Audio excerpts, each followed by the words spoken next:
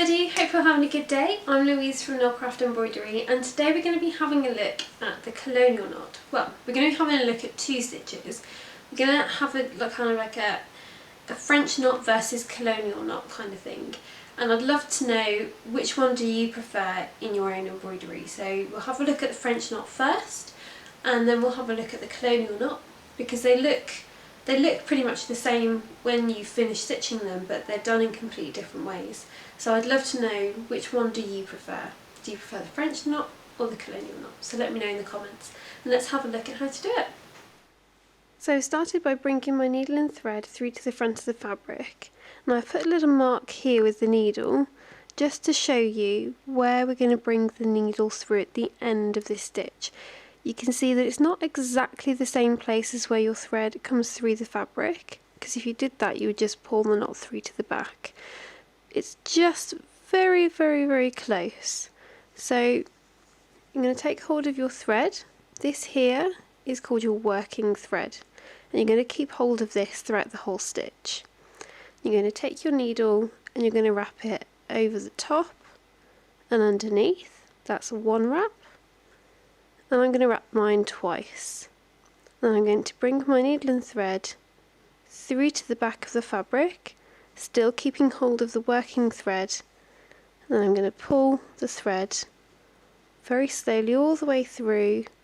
And if you do it nice and slowly, then it shouldn't knot up on the front of the fabric. And there you have your French knot. Now to do the Colonial knot, I've brought my needle and thread through to the front of the fabric. Once again, I've just made a little mark there with the needle, just so that you can see where we're going to bring the needle and thread through at the end. Now I'm going to lay my thread on the fabric in the shape of a backward C. I'm just going to place my needle on top of that loop and then just underneath, so it crosses over the top.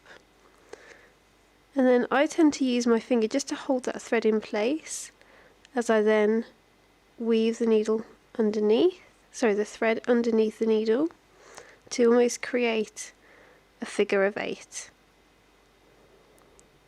And then I bring my needle and thread through to the back of the fabric. There we go.